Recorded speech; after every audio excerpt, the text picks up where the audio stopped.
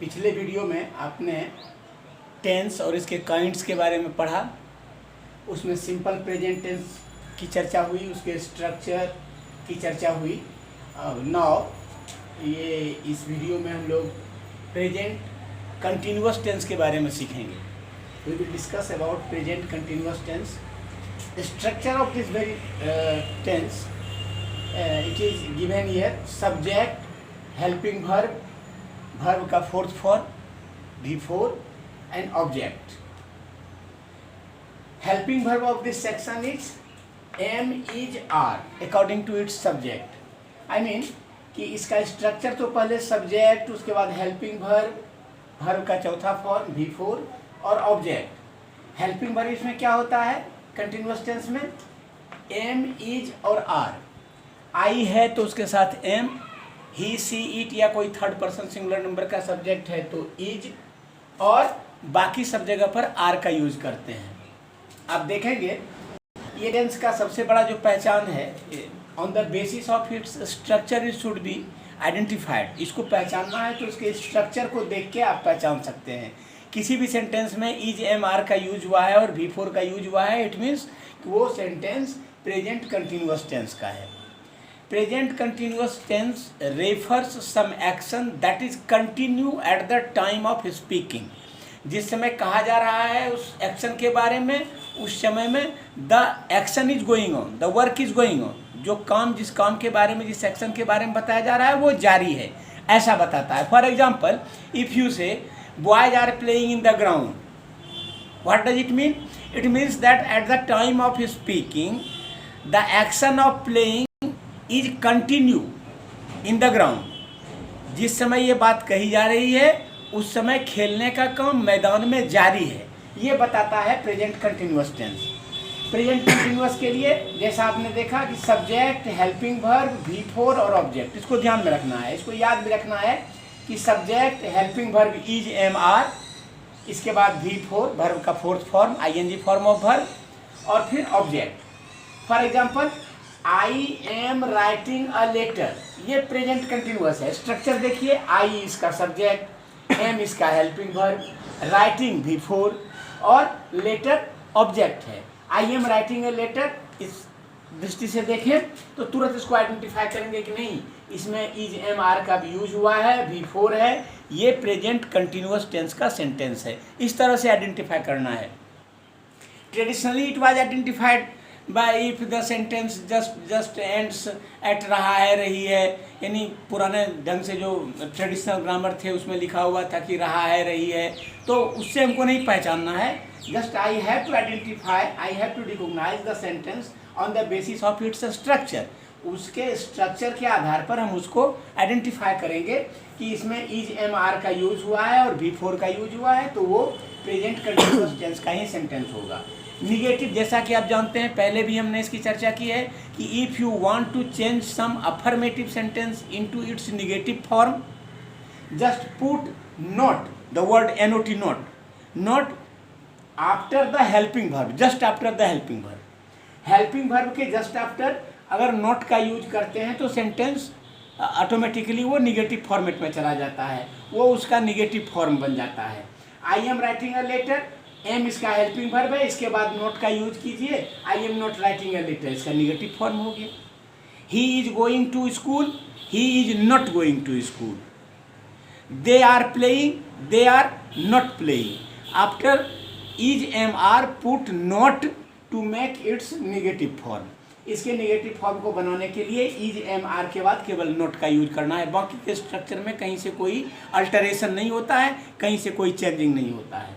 Next, अगर इसका आपको क्वेश्चन बनाना है तो ये भी हम जानते हैं कि to make interrogative format of an affirmative और assertive sentence, just put the helping verb before the subject. Subject के ठीक पहले हेल्पिंग वर्ब को ले आइए, सेंटेंस ऑटोमेटिकली वो क्वेश्चन सेंटेंस हो जाता है। एम इसका हेल्पिंग वर्ब है, आई के पहले, आई सब्जेक्ट है, आई के पहले एम का यूज कीजिए, बाकी का जैसे है उसमें कहीं कोई अल्टरेशन मत कीजिए। Am I writing a letter, ये क्वेश्चन फॉर्मेट हो गया।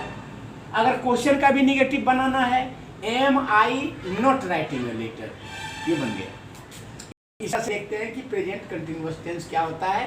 पहले तो इसके बारे में समझ लें कि ये एक ऐसा टेंस है जो continuity of action at the time of speaking show करता है। ये बताता है कि कहने के समय स्पीकर जिस समय बता रहा है उस समय वो काम जारी है, वो कंटिन्यूटी ऑफ एक्शन दिखाता है। दूसरा, इसका निगेटिव बनाना है तो इज एम आर के बाद नॉट लगाना है। अगर क्वेश्चन बनाना है तो सब्जेक्ट से पहले इज एम आर का यूज करना है, और अगर क्वेश्चन निगेटिव बनाना है तो is am are plus subject plus not plus before. इस प्रकार से इसका स्ट्रक्चर चेंज कर देना है। नेक्स्ट आगे के वीडियो में फिर जब हम लोग आगे बढ़ेंगे तो उसमें हम चर्चा करेंगे इसका यूज कहाँ कहाँ करते हैं।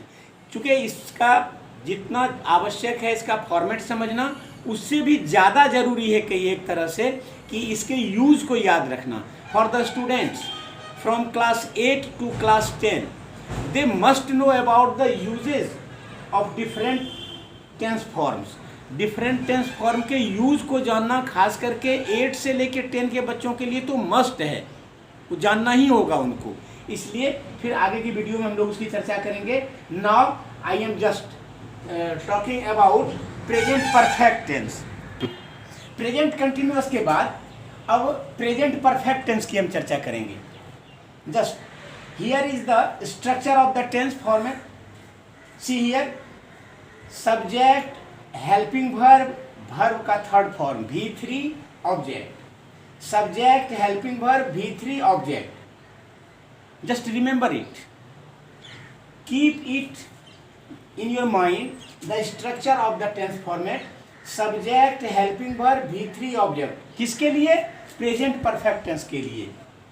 हेल्पिंग वर्ब को याद रखना है। इसमें प्रेजेंट परफेक्ट के लिए हेल्पिंग वर्ब हैज या हैव होता है, ओनली हैज या have. For the subject of third person singular number, that is he, she, it, any name और something else, that is third person singular number, it takes has as its helping verb and except all the subjects of third person singular number, all the subjects take have as their helping verb। Helping verb has का प्रयोग केवल third person singular number के subject के साथ होता है। He has, she has, it has, Ram has, Shyam has, Hari has, India has, Patna has, Bhagalpur has. कोई भी थर्ड पर्सन सिंगुलर नंबर का सब्जेक्ट होगा उसके साथ हैज का यूज होगा। बाकी सब जगह पर हैव का यूज होगा। I have, we have, you have, they have, boys have, Rahul and Hari have. Third person plural number, first person singular plural both, second person singular plural both, they take have as helping verb. Have का प्रयोग बाकी सारे subject के साथ होता है, केवल third person singular number के सब्जेक्ट को छोड़कर। थर्ड पर्सन के साथ हैज का यूज होता है। अब इसके स्ट्रक्चर को ध्यान में रखना है, हेल्पिंग वर्ब को ध्यान में रखना है। Now a sentence is given on the board, I have written a letter. You know very well that if you want to change this very sentence into its negative form, what will you do? You will put not after the helping verb. Where is its helping verb? Have is the helping verb. Just put not after have. Automatically it will be changed into its negative form. For example, I have, now put not. I have not written a letter. अब ये change हो गया, केवल helping verb के बाद not का आपने use किया, हैव के बाद नॉट लाए। अब देखिए नेगेटिव हो गया। क्वेश्चन बनाने के लिए what will you do to make it the given sentence into its question form? The helping verb should be put before the subject. Helping verb को सब्जेक्ट से पहले रखना है। इतनी ही तो बात है, कॉमन सी बात है, इसको याद रखना है। तो हेल्पिंग वर्ब हैव है तो हैव को पहले ले आइए, हैव उसके बाद आई। Have I written a letter?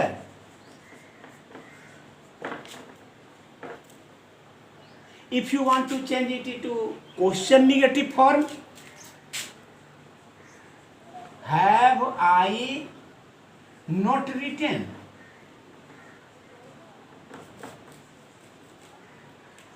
a letter.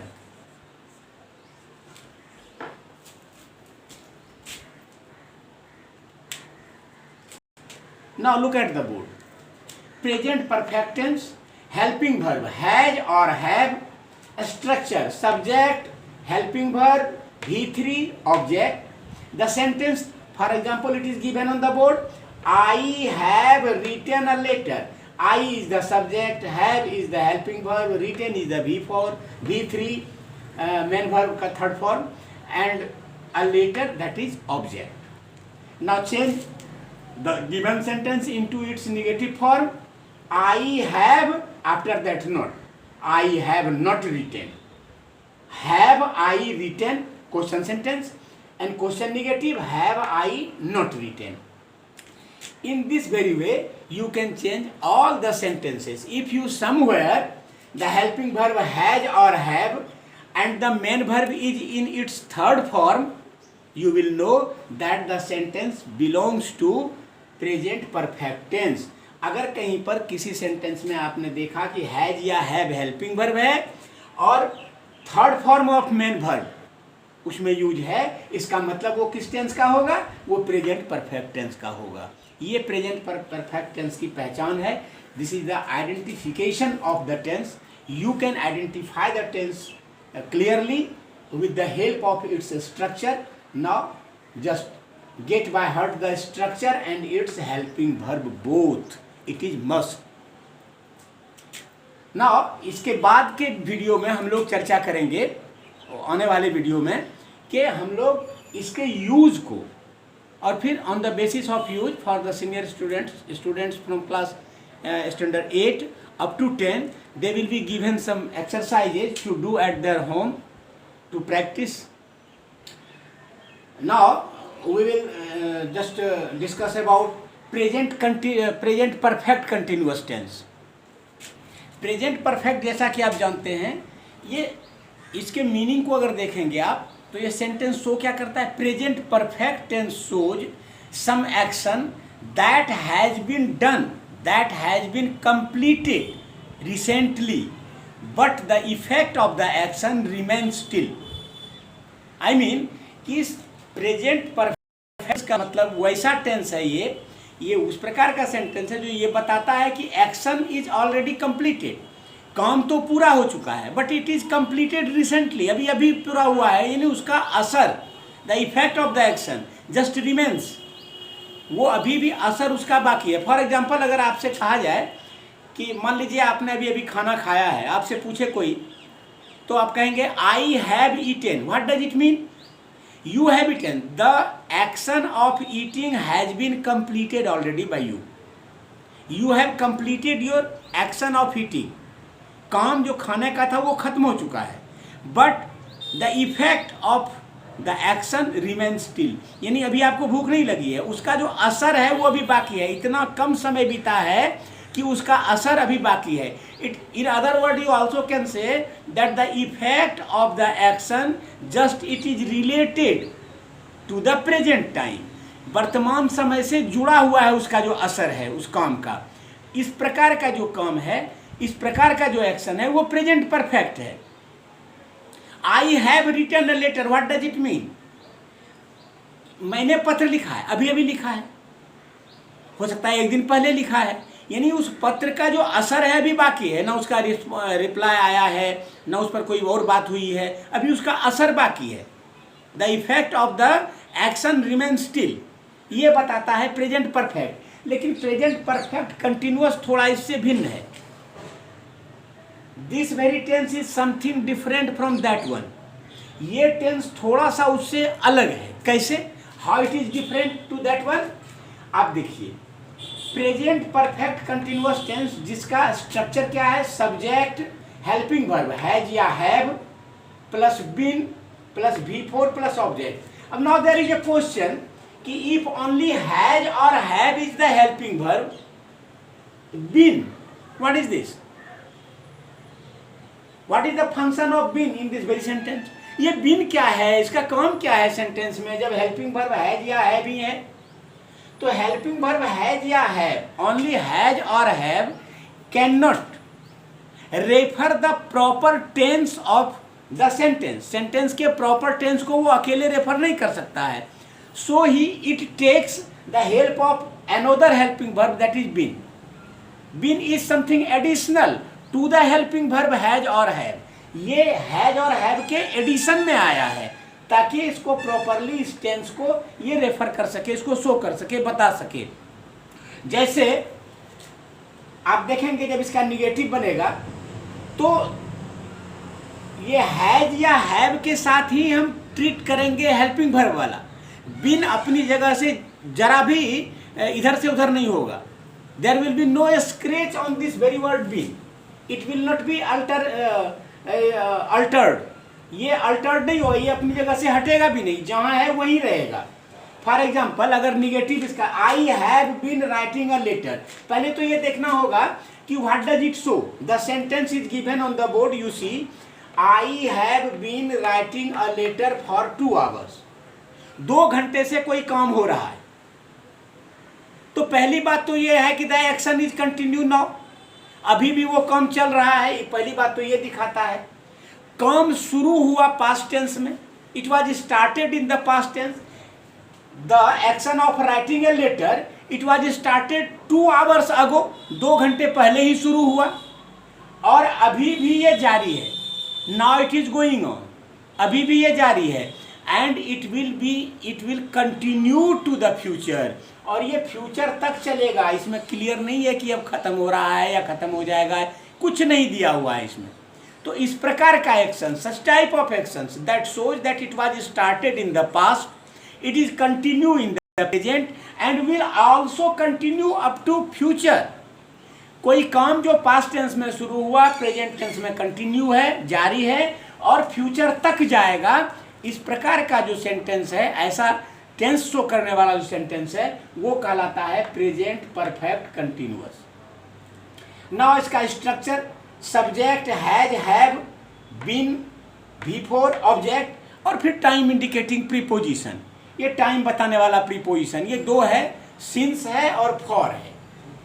एक है सिंस और दूसरा है फॉर। इसकी भी चर्चा करेंगे हम लोग आगे। पहले इसके निगेटिव को देखिए। निगेटिव आई हैव, मैंने कहा था कि बस हेल्पिंग वर्ब के रूप में हैव का ही यूज करेंगे। इसके बाद नोट लगाइए, I have not been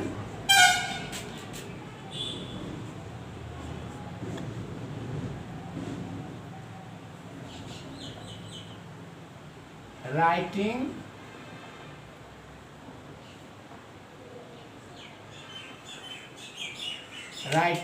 a letter for 2 hours. अगर क्वेश्चन होगा तो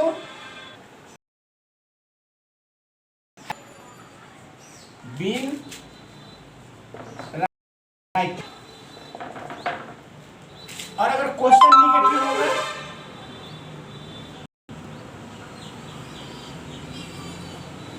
तो have I not been writing.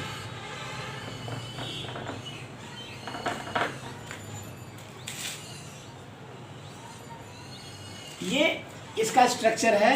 Have I not been writing a letter, have I been writing a letter, have I not been writing a letter. ये इसका negative, question और question negative format है। अब हम लोग देखेंगे कि सिंस और फॉर का use of since and for. Since shows point of time. Point of time means कोई एक्शन किसी पॉइंट ऑफ टाइम से शुरू हुआ। सपोज कीजिए यहाँ से शुरू हुआ, ये कब तक चला ये कोई पीरियड दिया हुआ नहीं है, एक लिमिटेड टाइम पीरियड इसमें नहीं है, एक पॉइंट दिया हुआ है। जैसे सपोज कीजिए कि विराट कोहली 2005 से क्रिकेट खेल रहा है। मान लीजिए Virat Kohli has been playing cricket since 2005। Since, चूंकि 2005 से ये काम शुरू हुआ क्रिकेट खेलने का, एक पॉइंट है 2005, यहाँ से काम शुरू। वो 10 वर्ष खेला, 5 वर्ष खेला, 12 वर्ष खेला, ये कुछ नहीं है, ये मायने नहीं है, कोई लिमिटेड टाइम पीरियड नहीं है, एक पॉइंट दिया हुआ है। अब 2005, 1994, it has been raining from morning, गलत हो जाएगा, it has been raining since morning. बारिश शुरू होने का काम से कब से शुरू हुआ? मॉर्निंग से। एक पॉइंट है कि मॉर्निंग से ये शुरू हुआ, एक पॉइंट है। ऐसे में सिंस का use,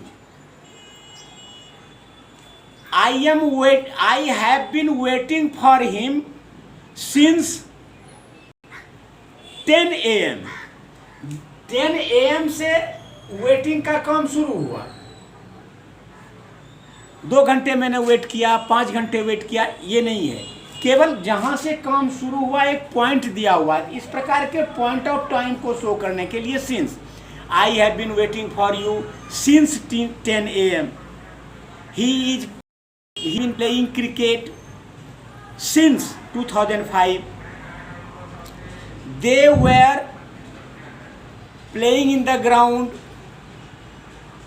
since morning, he has been ill since Sunday।